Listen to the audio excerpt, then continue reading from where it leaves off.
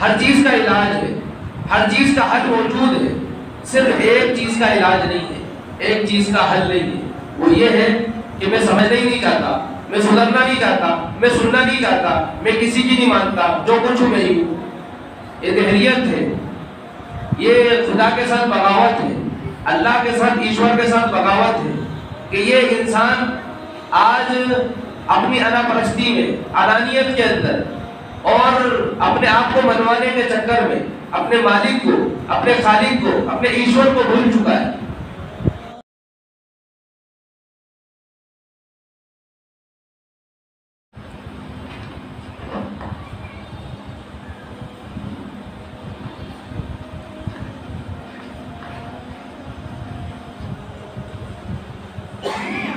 بسم اللہ الرحمن الرحیم۔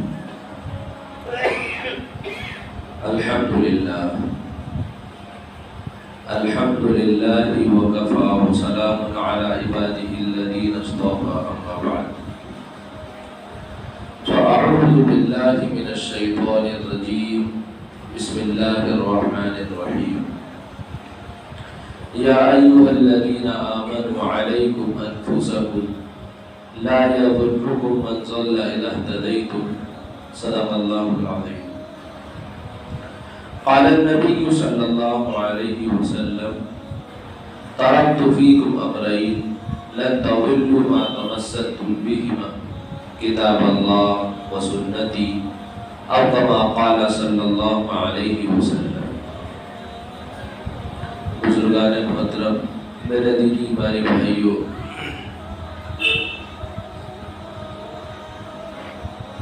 حالات کے مناسب اور وقت کی ضرورت سمجھتے ہوئے قرآن کریم کی ایک آیت اور اسی کی تفسیر کرتے ہوئے ایک حدیث پاک آپ صلی اللہ علیہ وسلم کی ذکر کی ہے۔ آپ جانتے ہیں کہ دنیا کا رخ اس وقت کیا ہے اور موجودہ دنیا کے اندر کس چیز کی طرف دوڑ لگائی جا رہی ہے، اور سمجھدار اور ناسمجھ، پڑھا لکھا طبقہ اور ان پڑھ لوگ، اپنے آپ کو پروفیشنل ایجوکیٹڈ کہنے والے لوگ اور اپنے آپ کو ان پڑھ اور دیہاتی کہنے والے لوگ، خلاصے کے طور پر ذکر کرتے ہوئے آگے بڑھ رہا ہوں کہ سبھی کی دوڑ ایک ہے اور سبھی کا مطمع نظر ایک ہی نظر آتا ہے، سبھی کا مقصد ایک ہی نظر آتا ہے۔ بلکہ اگر اس سے آگے بڑھ کر کوئی بات کہی جائے تو وہ یہ ہوگی کہ سمجھدار طبقہ بہک چکا ہے، پڑھا لکھا طبقہ غلط روٹ پر چل پڑا ہے۔ سمجھنے کے لیے ایک مثال آپ کے سامنے ذکر کر دوں تاکہ بات اچھی طرح سمجھ میں آ جائے۔ ایک سائیکل چلانے والا شخص اپنی سائیکل سے جا رہا ہے، ادھر سے کوئی موٹر سائیکل سے آ رہا ہے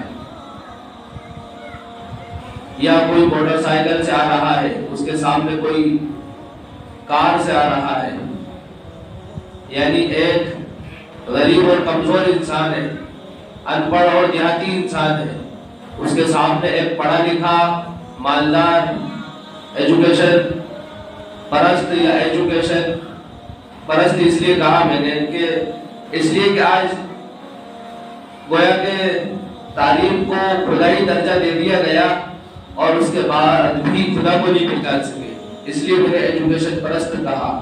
اس لیے کہ علامہ اقبال نے کہا تھا وہ تعلیم جو تعلیم کے مقصد سے غافل کر دے وہ بھی فتنہ ہے۔ تو ایجوکیٹڈ لوگ جو اپنے آپ کو اچھا کہنے والے، اس لیے دونوں کی بات ذکر کرتے ہوئے بتانا چاہ رہا ہوں کہ ایک پڑھا لکھا طبقہ اور اچھا کوالیفائڈ طبقہ کمزور طبقے پر ظلم کرتا ہے، دونوں کی گاڑی میں ٹکراؤ ہو جاتا ہے، تو یہ جو ان پڑھ طبقہ ہے باوجود اس کے کہ اس کی غلطی نہیں ہوتی، یہ منت سماجت کر کے معافی تلافی کر کے آگے بڑھنا چاہتا ہے۔ اس کے بعد بھی وہ طبقہ جو اچھی گاڑی میں بیٹھا ہے، اپنے آپ کو پڑھا لکھا کہتا ہے، وہ اس کو دبانے کی کوشش کرتا ہے۔ وہ کہتا ہے کہ مجھے جانتے نہیں ہوں میں کون ہوں، میں ایک امام ہوں، ایک استاد ہوں، ایک ٹیچر ہوں، اور ایک فلاں سیاستدان سے تعلق رکھتا ہوں۔ وہ اپنا پاور دکھانا چاہتا ہے، اور اتنی ساری صفات ذکر کرنے کے بعد وہ کمزور کو دبانے کی کوشش کرتا ہے۔ تو اس اعتبار سے دیکھا جائے تو بہت زیادہ تباہی اس وقت پھیل رہی ہے۔ اگر انسان کے پاس علم نہ ہو اور اس کے پاس صلاحیتیں نہ ہو، قابلیت اور ہنر اور جوہر نہ ہو، اس کے بعد اگر وہ غلطی کی طرف جا رہا ہے تو یہ کہا جائے گا کہ بیچارے کو کچھ پتہ ہی نہیں ہے۔ لیکن سب کچھ پتہ ہو، ساری معلومات اس کے پاس ہو، وہ سرٹیفکیٹ بھی اپنے پاس رکھتا ہو، اور اچھے لوگوں سے تعلقات بھی اس کے ہو، اس کے بعد بھی وہ غلط راستے پر جا رہا ہے، تو پھر اس تباہی کا اور اس غلط راستے کو اختیار کرنے کا شاید کہ کوئی علاج نہ ہو۔ علاج ہر چیز کا ہے، ہر چیز کا علاج ہے، ہر چیز کا حل موجود ہے، صرف ایک چیز کا علاج نہیں ہے، ایک چیز کا حل نہیں ہے۔ وہ یہ ہے کہ میں سمجھنا ہی نہیں چاہتا، میں سدھرنا نہیں چاہتا، میں سننا نہیں چاہتا، میں کسی کی نہیں مانتا، جو کچھ ہوں میں ہی ہوں۔ یہ دہریت ہے، یہ خدا کے ساتھ بغاوت ہے، اللہ کے ساتھ، ایشور کے ساتھ بغاوت ہے، کہ یہ انسان آج اپنی انا پرستی میں، انانیت کے اندر، اور اپنے آپ کو منوانے کے چکر میں اپنے مالک کو، اپنے خالق کو، اپنے ایشور کو بھول چکا ہے۔ ورنہ وہ اللہ، وہ مالک، وہ خدا، وہ گاڈ جو سب کو ایک نظر سے دیکھتا ہے، سب کے ساتھ ایک جیسا برتاؤ کرتا ہے، سب کو اس نے دو آنکھیں دی ہیں، دو کان دیے ہیں، بولنے کے لیے سب کو ایک جیسا منہ دیا ہے، اور سب کے لیے پیشاب کا راستہ ایک جیسا بنایا، پخانے کا راستہ ایک جیسا بنایا، پوری زندگی کا نظام سب کا ایک جیسا بنایا۔ وہ خدا جو سب کو ایک جیسا دیکھتا ہے، سب کو ایک جیسا اس نے بنایا ہے، وہ پھر بھید بھاؤ کیسے ڈال دے گا؟ یہ بھید بھاؤ اس کا ڈالا ہوا نہیں ہے، یہ نفرت اس کی ڈالی ہوئی نہیں ہے، یہ رنجش اور یہ آپس کی جو ہے منافرت اور آپس کا جو ٹکراؤ ہے، یہ اس کی طرف سے دیا ہوا نہیں ہے۔ یہ ذات اور برادری اور یہ خاندان اور یہ قبیلے صرف پہچان اور تعارف کے لیے ہیں، ٹکراؤ کے لیے نہیں ہے۔ اور علم کے بعد، صلاحیت کے بعد اس کو نہ پہچاننا، یہ سب سے بڑا جرم ہے اور ناانصافی ہے۔ دنیا کی عدالت میں کوئی مقدمہ جاتا ہے تو اس کو پہلے ملزم کا نام دیا جاتا ہے کہ اس کے اوپر الزام لگایا گیا ہے۔ جب وہ الزام ثابت ہو جاتا ہے تو پھر اس کو ملزم کہا جاتا ہے، ورنہ پہلے مرحلے میں وہ ملزم رہتا ہے۔ یہاں تک کہ بعض مجرم جن کو ملزم کا مرحلہ ہوتا ہے، پہلے مرحلے میں گزر رہے ہوتے ہیں، اور وہ مجرم بنے بغیر ہی جو ہے باعزت بری ہو جاتے ہیں۔ اور شریعت کا قانون، اللہ کی عدالت یہ نہیں کہتی۔ قیامت میں صاف اعلان کر دیا جائے گا، وَامْتَازُوا الْيَوْمَ أَيُّهَا الْمُجْرِمُونَ۔ وہاں پر ملزم کا لفظ نہیں دیا جائے گا کہ اب تمہارا اوپر الزام لگایا ہے کسی نے، اب وہ مقدمہ چلتا رہے گا اور کوئی گواہ آئیں گے اور یہ وہ ادھر ادھر کی جو فارمیلٹی ہے وہ پوری کی جائے، اس کے بعد جو ہے اس کے اوپر فیصلہ سنایا جائے۔ اللہ کی عدالت میں نہیں ہوگا، اس لیے کہ اللہ تعالیٰ نے پیدائش سے لے کر موت تک کے لیے اللہ نے ایک ایسا نظام بنایا ہے کہ ہر وقت انسان اس کی نظر میں ہے۔ اگر انسان کو پتہ چل جائے کہ میں جہاں بیٹھا ہوں وہاں پر کیمرہ لگا ہوا ہے، مجھے دیکھا جا رہا ہے کیمرے کے اندر، تو غلط حرکت نہیں کرے گا، وہ نبے تلے انداز میں چلتا ہے، بولتا ہے، دیکھتا ہے. اور یہ دور تو جگہ جگہ کیمرے لگے ہوئے ہیں. کس لیے لگے ہوئے ہیں؟ صرف اس لیے کہ جرائم کو ختم کر دیا جائے. جرائم کو ختم کرنے کے لیے، غلط ماحول کو صحیح ماحول میں ڈھالنے کے لیے کیمروں کا استعمال کیا جا رہا ہے. اس کے بعد بھی جرائم ختم نہیں ہو رہے، اس کے بعد بھی ماحول صحیح رخ پر نہیں آ رہا ہے. اس لیے کہ مشین کے اندر وہ طاقت نہیں ہے، ٹیکنالوجی کے اندر وہ صلاحیت نہیں ہے کہ وہ ماحول کو درست کر سکے، جرائم کو ختم کر سکے. حضرت مولانا مفتی شفیع عثمانی صاحب رحمۃ اللہ علیہ نے اپنی تفسیر معرف القرآن کے اندر بڑی دلچسپ مثال بیان کی ہے اور اللہ کی وحدانیت کو سمجھانے کی کوشش کی ہے کہ پوری دنیا سے جرائم ختم کرنے کا واحد ایک ہی راستہ ہے. اگر اس بات کو اپنا لیں، اس راستے پر ہم چل پڑے تو پوری دنیا سے جرائم ختم ہو سکتے ہیں. اور جو طریقے اپنائے جا رہے ہیں، جو چالیں چلی جا رہی ہیں جرائم کو ختم کرنے کے لیے، یہ کسی حد تک معاون اور مددگار تو ہو سکتی ہیں، لیکن ان کے ذریعے جرائم کا خاتمہ نہیں ہو سکتا، معاشرہ صحیح رخ پر نہیں آ سکتا، ماحول صحیح نہیں ہو سکتا. زیادہ سے زیادہ ہم کیا کر سکتے ہیں؟ ہر گھر پر پہرے دار مسلط کر سکتے ہیں، سپاہی اور چوکیدار مسلط کر سکتے ہیں. حکومت اپنے کارندوں کو ہر گھر پر بلکہ ہر فرد پر مسلط کر دے گی کہ یہ کوئی بھی جرم نہ کرنے پائے. اگر جرم کرے تو ہمارے پاس فوراً رپورٹ کرو، اپلیکیشن دو، ہمیں اطلاع کرو.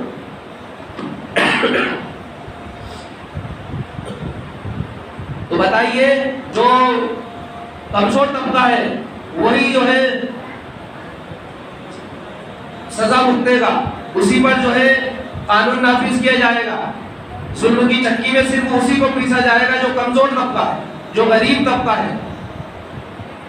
مالدار لوگ رشوتیں دے کر بچ جائیں گے، اس لیے کہ رشوتوں کی گرم بازاری ہے، چاروں طرف رشوتوں کا دور دورہ ہے، رشوت دے کر بچ جائے گا. اور یا یوں کہہ لیجئے کہ جن پر پہرے داری مسلط کی گئی ہے وہ جرائم سے بچ جائیں گے، لیکن جو پہرے دار ہیں وہ جرائم سے نہیں بچیں گے، وہ غلط کاموں سے نہیں بچیں گے. یا یوں کہہ لیجئے کہ پہرے داری دن بھر ہو سکتی ہے، رات بھر نہیں رہ سکتی، یا دن میں بھی رہ سکتی ہے، رات میں بھی رہ سکتی ہے. کچھ موقع تو انسان کو ملتا ہے تنہائی کا، خلوت کا، تو جو کھلا گناہ نہیں کریں گے، وہ چھپ کر کوٹھیوں میں بنگلوں میں گناہ کریں گے. ظاہر سی بات ہے پہرے دار آپ کے گھر کے اندر نہیں ہوگا، گھر کے باہر ہوگا. پہرے دار گھر کے اندر نہیں ہوگا، باہر ہوگا.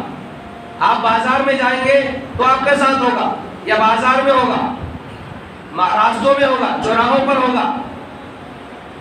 آپ تنہائی میں جرائم کر سکتے ہیں، گناہ کر سکتے ہیں، کوئی آپ کو دیکھنے والا نہیں.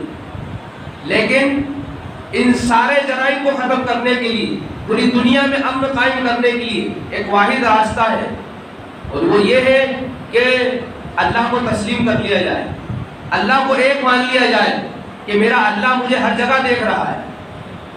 وہ رب، وہ مالک، وہ خالق جس نے ہم سب کو پیدا کیا، جس نے سب کو ایک جیسی دو آنکھیں دی، سب کو ایک جیسا منہ دیا، ایک جیسے کان دیے، ایک جیسا پورا جسم دیا، وہ مالک ہر جگہ دیکھ رہا ہے، وہ سب کا ایک ہے. اگر سب کے مالک الگ الگ ہوتے، خدا الگ الگ ہوتے، ایشور الگ الگ ہوتے، گاڈ اور لارڈ الگ الگ ہوتے، تو پھر کسی کا چہرہ الگ ہوتا، کسی کا الگ ہوتا. کسی کے ایک کان ہوتے، کسی کے دو ہوتے، کسی کے چار ہوتے، کسی کی ایک ناک، کسی کی دو ناک ہوتی، یا ناک جو ہے گندگی اس میں بہتی ہے، کوئی اس کو ختم کر دیتا. لیکن ایسا نہیں ہے، سب کا پورا جسمانی نظام ایک جیسا ہے، نقل و حرکت میں ایک جیسا ہے، شکل و صورت میں ایک جیسا ہے، بناوٹ میں ایک جیسا ہے، اس میں ذرا سی کوئی تبدیلی نہیں ہے. یہ سارے آثار اور یہ علامتیں بتا رہی ہیں کہ خدا ایک ہے، ایشور ایک ہے، مالک ایک ہے، سب کا بنانے والا ایک ہے. مقابلے کا دور ہے، ہر ایک کمپنی، ہر ایک فرد، ہر ایک انسان چاہتا ہے مقابلہ کرے، کمپٹیشن میں آگے بڑھے۔ کمپٹیشن کا دور ہے، مقابلے کا دور ہے، مسابقات کا دور ہے، ہر ایک آگے بڑھنا چاہتا ہے۔ اگر خدا الگ الگ ہوتے، سب کے ایشور الگ الگ ہوتے، تو ہر ایک اپنی قوم کو اچھے سے اچھا بناتا، خوبصورت بناتا، طاقتور بناتا۔ لیکن آپ دنیا پر غور کرنے دیکھ لیجئے، مشاہدے کی نظر سے دیکھیے، حقیقت کی اور غور و فکر کی نظر سے دیکھیے کہ جو مالدار ہیں زیادہ تر انہی کی اولاد کمزور اور خصوصی رہتی ہے۔ جو غریب اور کمزور اور پسماندہ لوگ ہوتے ہیں اللہ انہی کو نوازتا ہے، انہی کے اندر جو ہے دماغ ہوتا ہے، صلاحیتیں ہوتی ہیں، طاقت اور توانائی ہوتی ہے۔ اگر مالداروں کا کمزوروں سے مقابلہ ہو جائے تو یقیناً میں دعوے کے ایک حصے کے ساتھ آپ سے کہنا چاہتا ہوں کہ یہ کمزور طبقہ، غریب طبقہ یہ مالداروں سے آگے بڑھ جائے گا۔ ان میں وہ صلاحیتیں ہیں، وہ ہنر ہے، وہ جوہر ہے جو ابھی تک باہر نکلا نہیں ہے۔ جس دن اس کمزور طبقے سے اگر اس کا استعمال ہوا اور اس کے جوہر باہر آئے، اس کی صلاحیتیں باہر آئیں، تو یہ مالدار طبقہ جو اپنے آپ کو پروفیشنل اور ماڈرن کہنے والا اور اپنے آپ کو ایجوکیٹڈ کہنے والا طبقہ پیچھے رہ جائے گا۔ تو وجہ کیا ہے؟ ان کی صلاحیتیں استعمال نہیں ہو رہی، اس لیے یہ آگے نہیں بڑھ پا رہے ہیں، اور ان کی صلاحیتوں کو کوئی استعمال کرنا بھی نہیں چاہتا۔ کیوں نہیں چاہتا؟ وجہ یہی ہے کہ اگر ان کو استعمال کیا گیا، ان کی صلاحیتیں باہر آ گئی، تو پھر یہ ہمارے اوپر راج کریں گی، یہ ہمارے اوپر حکومت کریں گی۔ اس لیے مزدور کو مزدوری کرنے دو، اس کو ٹھیکیدار کے پاس مت بیٹھنے دو۔ مستری یہ چاہتا ہے کہ بس تم مال بناتا رہے، تگانے اٹھاتا رہے۔ اگر وہ دیکھتا ہے کہ کیسے نیٹ رکھ رہا ہے، کیسے گولا لگا رہا ہے، سوت لگا رہا ہے، تو کہتا تھا یہ کام کر، پانی بدلا، یہ کر لا، وہ کر لا، اس کو آگے نہیں دیکھنے دیتا، اس کو آگے نہیں بڑھنے دیتا۔ مستری ٹھیکیدار کے پاس آ جائے تو اس کو بھگا دیتا ہے، یہ کام کر، وہ کام کر، یہ یہاں آ جائے گا تو میری کرسی لے لے گا۔ یہ میں مثال دے رہا ہوں، دنیا کے ہر طبقے کی یہی کوشش اور یہی محنتیں ہیں۔ وجہ اس کی یہی ہے کہ دنیا ہی کو اصل سمجھ لیا ہے۔ میں نے شروع میں بھی کہا تھا، مطمع نظر ہر ایک کا اس وقت جو ہے دنیا بن چکا ہے، اور دنیا میں جو جس لائن میں ہے وہ اسی لائن میں کامیابی ڈھونڈ رہا ہے۔ تو یہ دنیا بگاڑ کی طرف، تباہی کی طرف جا رہی ہے، یہ دنیا ہلاکت کے دہانے پر پہنچ چکی ہے، بس گرنے والی ہے۔ جیسا کہ نبی اکرم صلی اللہ علیہ وسلم نے آج سے 1450 سال پہلے فرما دیا تھا کہ لوگوں میں دیکھ رہا ہوں تمہیں کہ تم دوڑ لگا رہے ہو جہنم کی طرف، اور گویا کہ تم گرنے والے ہو، میں تمہاری کمر پکڑ پکڑ کر تمہیں جہنم سے بچا رہا ہوں۔ اگر میں تمہاری کمر پکڑ کر تمہیں جہنم سے نہ روکوں تو تم قریب ہے کہ جہنم میں گر جاؤ گے۔ مطلب کیا ہے؟ مطلب یہ ہے کہ میں جو اتنی میں زیادہ محنتیں کر رہا ہوں، دن و رات ایک ہی فکر سوار ہے، ایک ہی دھن سوار ہے، ایک ہی میرا مقصد ہے، صبح اٹھو تو لا الہ الا اللہ، شام کو سو تو لا الہ الا اللہ، گھر میں لا الہ الا اللہ، بازار میں، گویا کہ ہر میدان میں، ہر لائن میں، ہر لمحہ، ہر آن، ہر گھڑی ایک ہی دھن، ایک ہی فکر سوار ہے، وہ لا الہ الا اللہ کی۔ کیا مقصد؟ مقصد یہ ہے کہ لوگوں کی غلامی سے نکلو، لوگوں مال و دولت کی غلامی سے نکلو، لوگوں تجارت کی اور جو ہے آپس کی جو عزت اور شہرت اور فخر کی جو غلامی ہے اس سے نکلو، اور ایک اللہ کی غلامی میں آ جاؤ۔ یہ صرف اس لیے ہے کہ سب کی غلامی سے نکل کر اللہ کی غلامی میں آ جاؤ۔ اسی لیے میری ایک ہی دھن اور ایک ہی فکر ہے، اور یہ میرے بعد میرے صحابہ کی اور صحابہ کے بعد قیامت تک آنے والے انسانوں کی، تمام مسلمانوں کی اور مومنوں کی ذمہ داری ہے۔ اور اگر ایسا نہیں کیا تو پھر یہ دنیا، خصوصاً مومنوں کے بارے میں، ایمان والوں کے بارے میں فرمایا کہ ایک وقت ایسا آئے گا کہ جس طرح دسترخوان پر ہم ایک دوسرے کو جمع کرتے ہیں کہ لوگ آ جاؤ کھانا کھا لو، آ جاؤ کھانا کھا لو، ایک دوسرے کو مدعو کرتے ہیں اور ایک پلیٹ میں جمع ہو کر کھانا کھاتے ہیں، پتہ نہیں چلتا کب جو ہے پلیٹ صاف ہو جاتی ہے۔ اسی طرح ایک وقت آئے گا دسترخوان کے طور پر یہ مومنین ہوں گے، یہ ایمان والے مسلمان ہوں گے، اور پوری دنیا سے چاروں طرف سے پوری قومیں اکٹھی ہو جائیں گی، اور وہ یہ کہے گی کہ آ جاؤ ہمارا مطمع نظر اور مقصد یہ ہے، آ جاؤ دسترخوان تیار ہے، کھانا تیار ہے، آ جاؤ۔ چاروں طرف سے قومیں اٹھیں گی اور اس طرح سے جس طرح دسترخوان پر رکھی ہوئی پلیٹ سے کھانا صاف کر دیا جاتا ہے، وہ ایمان والوں کو صاف کرنا چاہیں گی، وہ ایمان والوں کو ختم کرنا چاہیں گی۔ تو صحابہ کرام نے معلوم کیا، پوچھا یا رسول اللہ کیا اس وقت تو ایمان والے کم ہو جائیں گے، کیا تعداد ان کی کم ہوگی؟ اس لیے کہ انہوں نے تو کسرا کو فتح ہوتے ہوئے دیکھا تھا، روم اور فارس کے جو ہے اس کی جو ہے دھڑکنیں تیز ہوتی ہوئی دیکھی تھی، انہوں نے تو بڑے بڑے سپر پاور طاقتوں کو گھٹنے ٹیکتے ہوئے دیکھا تھا، انہوں نے نجاشی اور ہرقل کے جو ہے برباد ہوتے ہوئے دربار کو اور ملک کو اور ان کی سلطنت کو دیکھا تھا، وہ کیسے مان لیتے کہ ایسا بھی ہونے والا ہے؟ فوراً کہا یا رسول اللہ کیا مسلمان کم ہو جائیں گے؟ اسی کیا وجہ ہوگی کہ مسلمانوں کو اس طرح سے جو ہے لوگ اپنا لقمہ بنا لیں گے؟ نبی اکرم صلی اللہ علیہ وسلم نے فرمایا کہ مسلمان بہت ہوں گے، جو تعداد اس وقت ہے اس سے کہیں گنا زیادہ تعداد ہوگی اس دور میں۔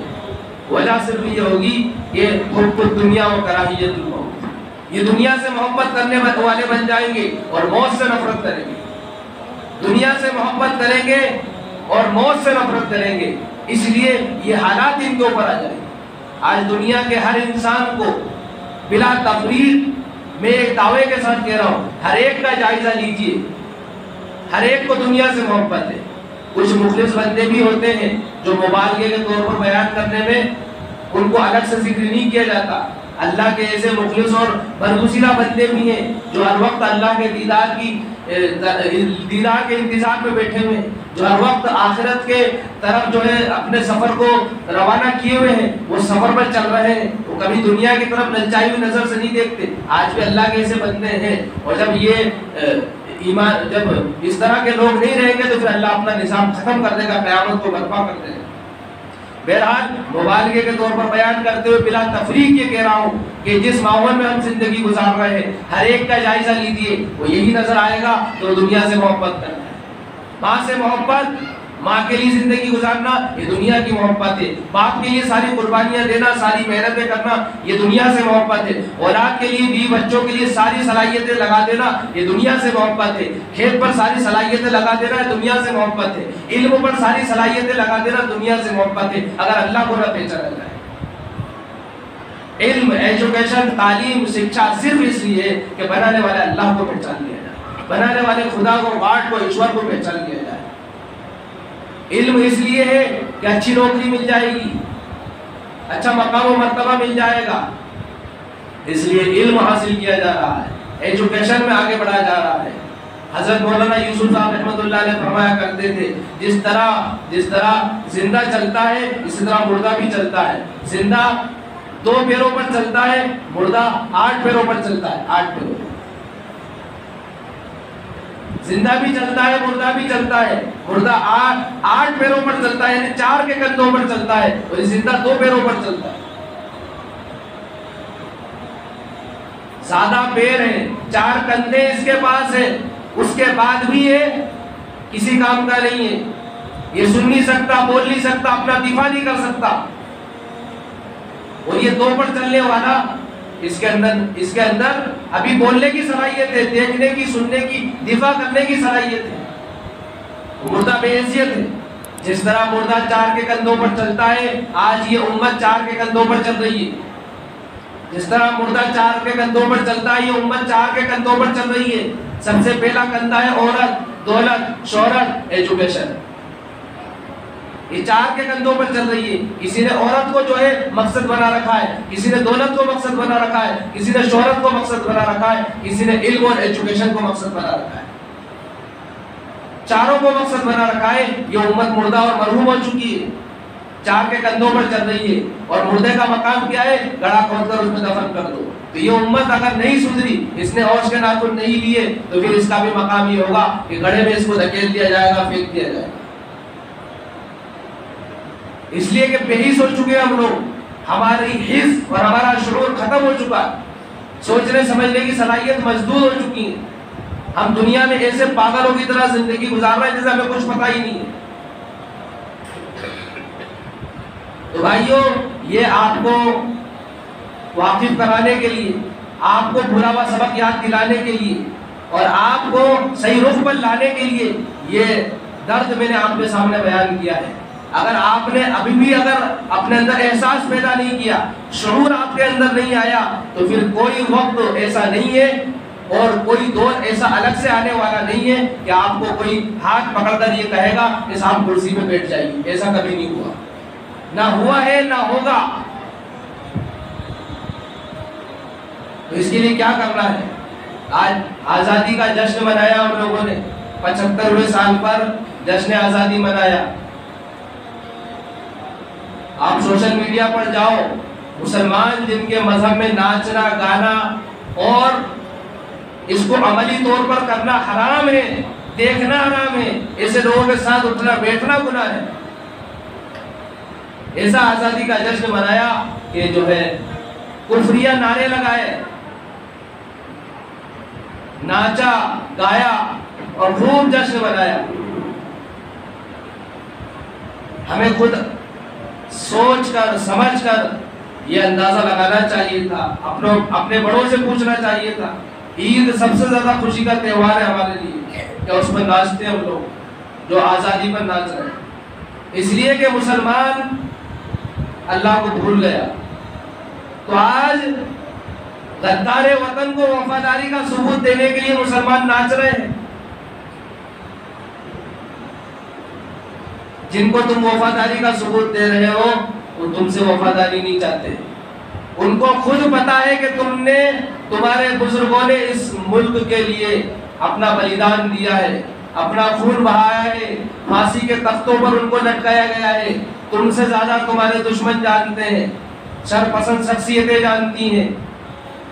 تم ناچ لو، گا لو، کفریہ نعرے لگا لو، چاہے جس درجے تم نیچے چلے جاؤ، ذلیل ہو جاؤ، ان کو کوئی فرق پڑنے والا نہیں. جس آزادی کے 75ویں سال پر تم ناچ گا کر اپنی وفاداری کا ثبوت دے رہے تھے، آزادی کا جشن منا رہے تھے، دوسری طرف ایک مسلمان خاتون کے ریپ کرنے والے درندوں کو رہا کیا جا رہا تھا. آزادی کے جشن کے گفٹ کے طور پر ریپ کرنے والے، مسلمانوں کا خون بہانے والے درندوں کو رہا کر دیا گیا. کئی اعلانات روز کے ہوتے ہیں جن میں ایسے نعرے لگائے جاتے ہیں، ایسی باتوں کو بیان کیا جاتا ہے کہ اگر انسان صحیح سنجیدگی سے ان باتوں کو لے لے تو اٹیک آ جائے اس کو.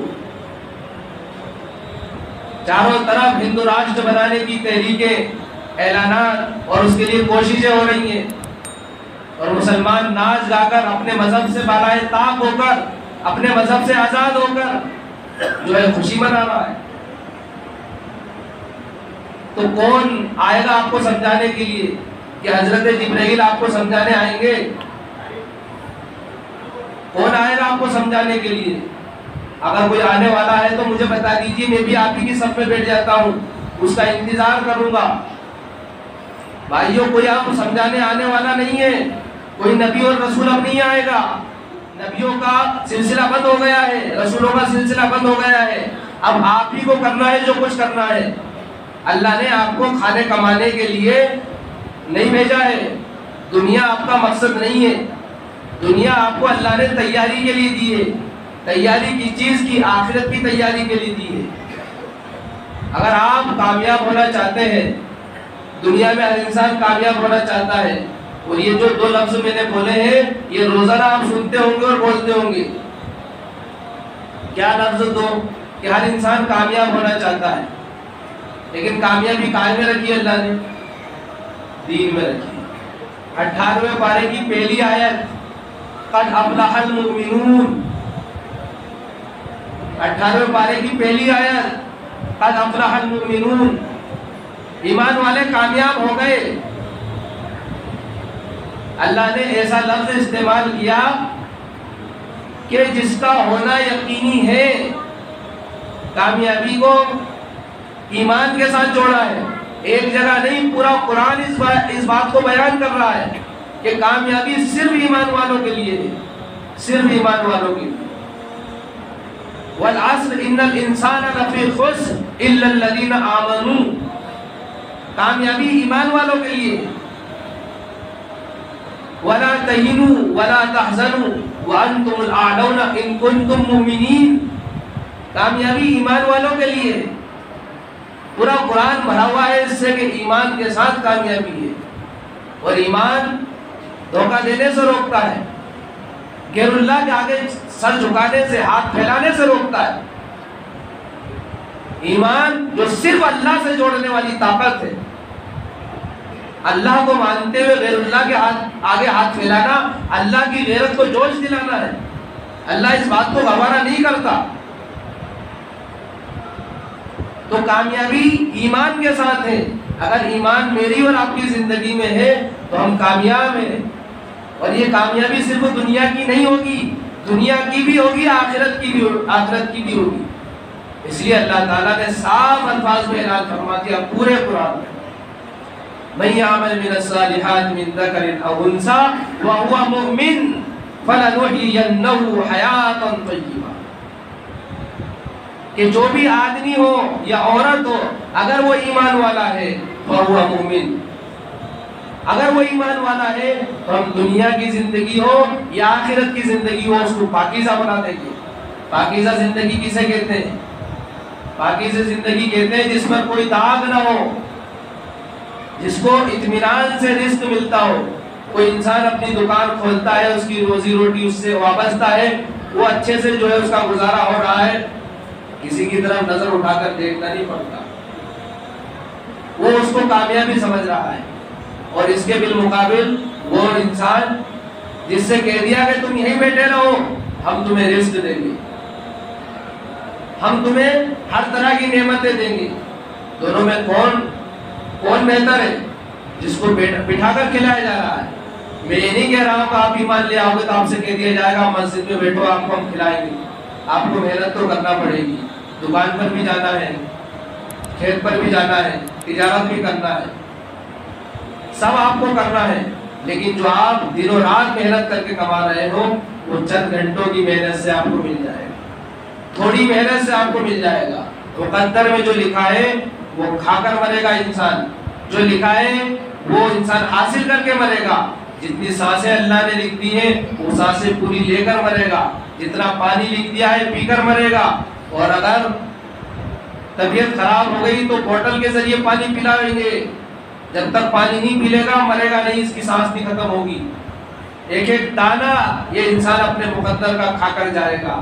تو بھائیو جو مقدر میں لکھا ہے اس کے لیے محنت کرنا عقل مندی نہیں ہے, بے وقوفی ہے. مقدر میں دنیا لکھی ہے, جتنی لکھی ہے اتنی ہی ملے گی, نہ کوئی اس میں کم کر سکتا ہے نہ کوئی زیادہ کر سکتا ہے. ہم سمجھنے کے لیے ایک مثال دے دیں اور بات ختم کریں.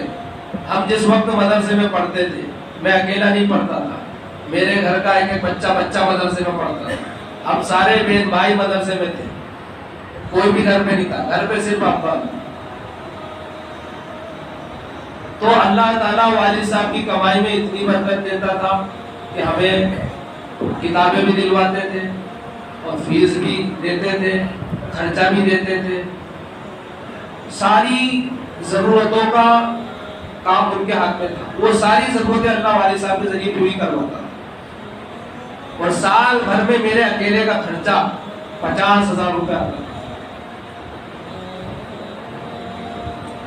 اور بھی میرے بھائی تھے, ان کا بھی خرچہ ہے, بہنیں پڑھتی تھی مدرسوں میں, ان کا بھی خرچہ ہے.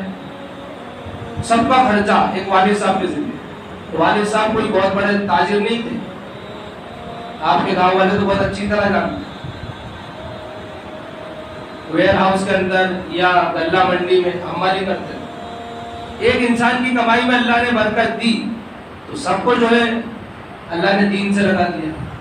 آج ہم سب پڑھ کے فارغ ہو گئے, بہنیں وہ بھی مدرسے میں پڑھا رہی ہیں, ہم خود مسجد میں امامت کر رہے ہیں, بھائی بھی جو ہے خود کے مکتب چلا رہے ہیں. اب والد صاحب کی کمائی پوچھو تو کمائی ہے کیا؟ میں یہ بات اس لیے بتا رہا ہوں آپ کو کہ ہمارا خرچہ والد صاحب کے ذمہ تھا تو اللہ نے ہمارے مقدر کا والد صاحب کو دیا اور ان کے ذریعے ہمارے پاس آیا. اب ہم خود اس لائق بن گئے تو اب ہمارے مقدر کا ہمیں ہی مل رہا ہے. تو اللہ آپ کو کھلائے گا. آپ کے مقدر میں جو لکھا ہے وہ ڈائریکٹ آپ کو دے کر کھلائے یا آپ کے بھائی کے ذریعے کھلائے یا باپ کے ذریعے کھلائے, اللہ آپ کو کھلائے گا. آپ مایوس مت ہو, اس لیے کہ اس نے مقدر میں لکھ دیا ہے. دنیا میں وہ ہر ایک چیز جو آپ کی ضرورت کی ہے وہ آپ کو دے گا, کوئی اس سے روک نہیں سکتا. لیکن بھائیوں, ایمان مقدر سے نہیں ہے, محنت سے. ایمان مقدر سے نہیں ہے, محنت سے. آج چاروں طرف ہماری بربادی کے مشورے ہیں, چاروں طرف ہمیں تباہ کرنے کے مشورے ہیں. ایسے میں ضرورت ہے کہ ہم اللہ کی رسی کو مضبوطی سے پکڑیں. وَاعْتَصِمُوا بِحَبْلِ اللَّهِ جَمِيعًا وَلَا تَفَرَّقُوا وَلَا تَنَازَعُوا فَتَفْشَلُوا وَتَذْهَبَ رِيحُكُمْ وَاسْبِرُوا. کہ اللہ کی رسی کو مضبوطی سے پکڑ لو اور ایک ہو جاؤ, فرقوں میں اور ٹولیوں میں مت پڑو, ذرا سی بات پر لڑو مت. اگر ایسا کرو گے تو تمہاری ہوا اکھڑ جائے گی, اور جب فٹ بال کے اندر سے, بلون کے اندر سے ہوا نکل جاتی ہے تو وہ بے حیثیت ہو جاتا ہے. گیند کے اندر سے ہوا نکل جائے تو بے حیثیت ہو جاتا ہے, اس کی کوئی حیثیت نہیں رہ جاتی. اسی طرح جب تمہارے اندر سے ہوا اکھڑ جائے گی, یعنی تمہاری طاقت ختم ہو جائے گی, تو چاہے تم جتنے بھی ہو تمہارا کوئی مقام نہیں رہ جائے گا, بے حیثیت ہو جاؤ گے. اس لیے وَاسْبِرُوا, ڈٹے رہو, جمے رہو, اللہ کی مدد ضرور آئے گی. لیکن ایمان والوں, ایمان کو اپنی زندگی میں لاؤ, اعمال صالحہ کرتے رہو, اللہ کی رسی کو چھوڑو مت, مضبوطی سے پکڑے رہو. اللہ کی رسی کیا ہے؟ اللہ کے احکامات, پیارے نبی کے طریقے. اللہ تعالیٰ مجھے بھی, آپ کو بھی, ہم سب کو ایمان کے ساتھ, اعمال کے ساتھ, نبی اکرم صلی اللہ علیہ وسلم کے طریقوں پر, صحابہ اکرام کے جذبوں کے ساتھ زندگی گزارنے والا بنائے. آمین. وآخر دعوانا الحمدللہ.